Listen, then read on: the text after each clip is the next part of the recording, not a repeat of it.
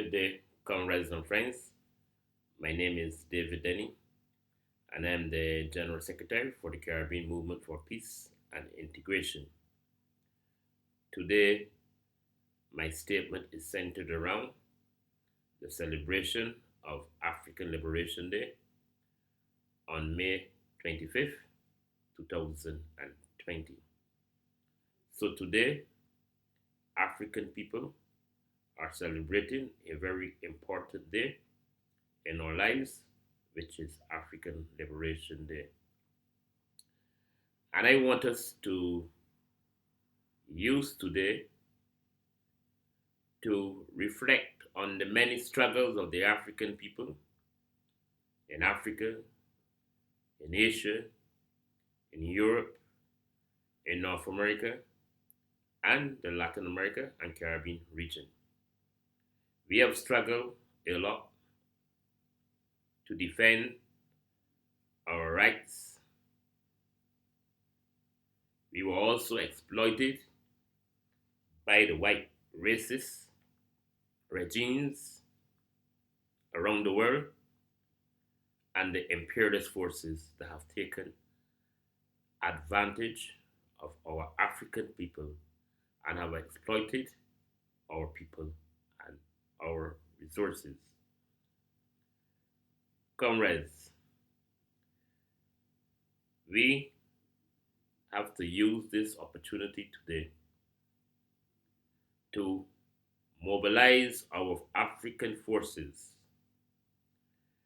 against those forces that still want to continue to exploit our people. Comrades, today means a lot to all of us in the African community. And I want to say that we need to develop unity among our African families in Africa and in the diaspora. And what we have to do is mobilize and organize our African families at the level of the labor and trade union movement, at the level of the youth and students movement, at the level of women organizations, at the level of spiritual African organizations, and at the level of our communities. And the reason why we have to mobilize our forces as African people in the world, because we have to defend our rights against all forms of discrimination, all forms of exploitation that we are faced with. Comrades and friends, as African people, we have a right to water. We have a right to health care. We have a right to proper housing. We have a right It's 10 to o'clock. be able to organize ourselves within our communities. We have a right to be able to benefit from a system that will respect our people. So today, comrades and friends, we have to spend this day assessing our situation and looking at new ideas to create the conditions for our African people. This is not a time for us to relax, but we have to look at new ways to organize, to mobilize, and to create the correct conditions for our people to struggle against all forms of exploitation. So that we have to build on the Pan African organizations that were created by our forefathers. We have to create a Pan Africanist ideology that suits this period. We have to work on these things, comrades, because it is very, very important for us to organize and mobilize and to create the conditions for our people. So, comrades, we have to create a new agenda for our struggle. Today, today's struggle is not like the struggles of the 1960s and 1970s. It's a different period, and we have to apply our Pan Africanist ideology to suit this present condition, this present period. So, comrades, let us organize, let us mobilize, and let us prepare for the struggle ahead so that we can achieve our objectives as Pan Africanists in the struggle in Africa and in the diaspora. So, comrades and friends, I want to say that we must continue to work together to develop our African institutions and our solidarity organizations, our trade unions, our progressive political parties, our spiritual institutions, so that we can move forward in a very positive way. So let us work together from here on so that we can develop that Pan Africanist agenda that will respect our African people and will challenge the class that continues to exploit our people.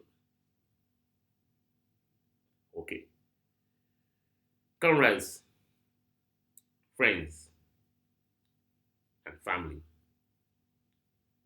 African family, I could not come here today and did not express my feelings, my solidarity with the government and people of Cuba and Venezuela. Comrades, friends, and family, Cuba have demonstrated that it is a country that respects humanity. Cuba extended its arms and embraced our African community in Africa, to the extent that Cuba played a major role within our liberation struggle and created the conditions for many Southern African countries today to be free nations. Cuba created the conditions to help many of our African states in Africa and also help African people in the diaspora, especially countries like Haiti, in the areas of medical assistance. Cuba have created many academic scholarships for our African brothers and sisters in Africa and in the diaspora. And you know that Cuba has not asked for one dime. Cuba have never tried to exploit any of these countries' resources. And it has continued to remain on that path where it has offered us its international solidarity. Today, Cuba is saving many lives in Africa and in the diaspora and other parts of the world that are suffering with the coronavirus. So that this is a country, comrades and friends, my African family. Today, we must stand in solidarity with this country because we have forces in the world that are creating conditions to make it difficult for a country like Cuba. You have the United States of America that has placed all sorts of political and economic embargoes against Cuba to create problems for the Cuban people. Comrades, we have to fight against these things. And we have to demonstrate our solidarity with Cuba. And we have to speak out against these forces in the United States of America and in some parts of Western Europe that are trying to create the conditions for the United States of America to place an economic and political embargo against the government and people of Cuba. And we must say no, comrades. Let us stand in solidarity with the government and people of Cuba.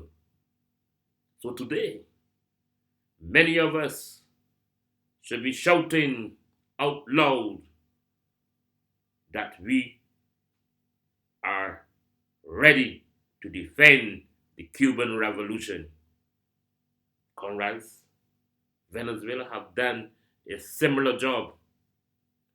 Venezuela have created the conditions for many African people in Africa and in the diaspora in terms of international solidarity work.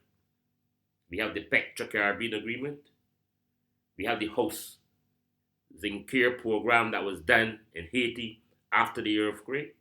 We have many projects that have happened after many disasters within the Caribbean and in Africa. Cuba have and Venezuela have demonstrated its solidarity with the government and people of our region in terms of helping us with the IKEA program, so that we must also stand in solidarity with Venezuela. And I am happy today to report that Iran was able to send an oil tanker to Venezuela. And this is a very important thing because an oil tanker from Iran going to Venezuela to help the government and people of Venezuela is really to help the poor people of the Americas that are benefiting from the Bolivarian Revolution. Because Venezuela, as a country, okay, will share with our region. And we saw it only a couple days back when Venezuela received medical assistance to deal with the COVID-19 in Venezuela. And what they did,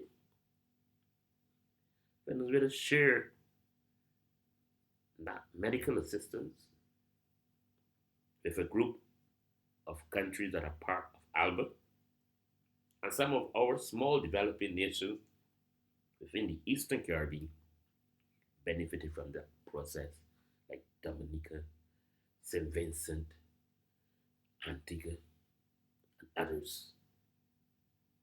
So, comrades, we must stand in solidarity with the governments of Venezuela and the governments of Cuba and the people of Venezuela and the people of Cuba.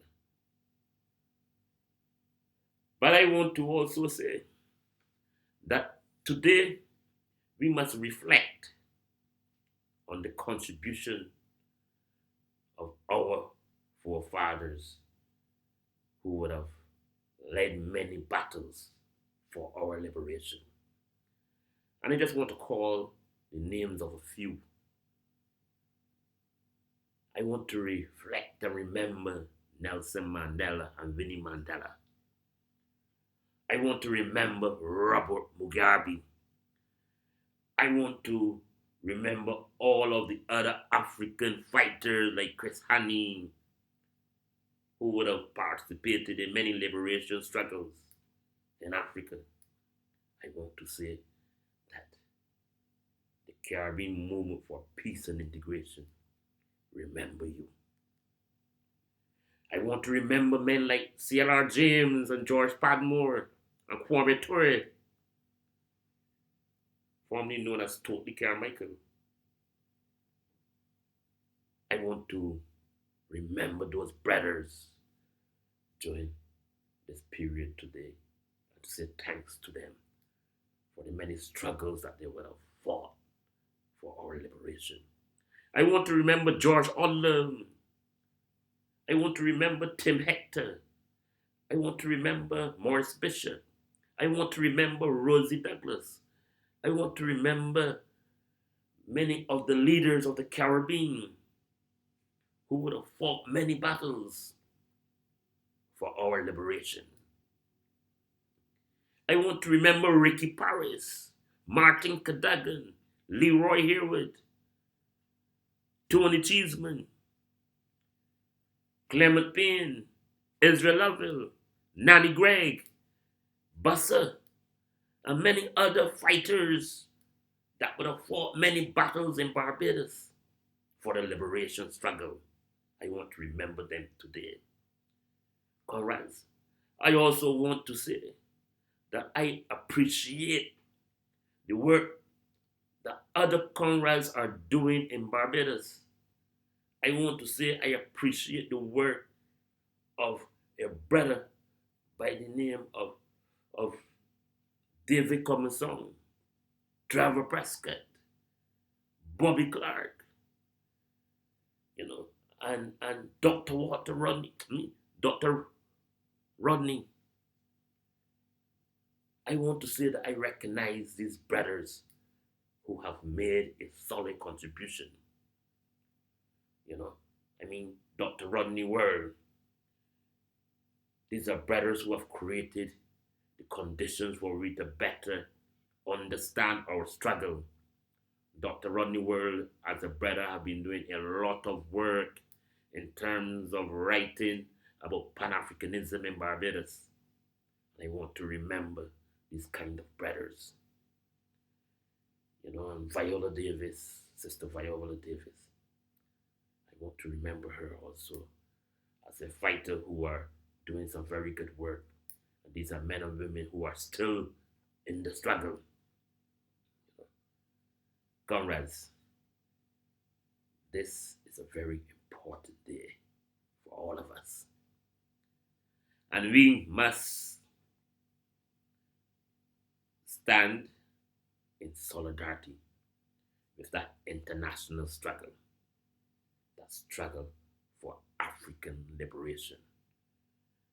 Comrades, I will end with the spirit and the feeling of guidance from men like President Fidel Castro and President Hugo Chavez. I want to end by by saying I respect these two men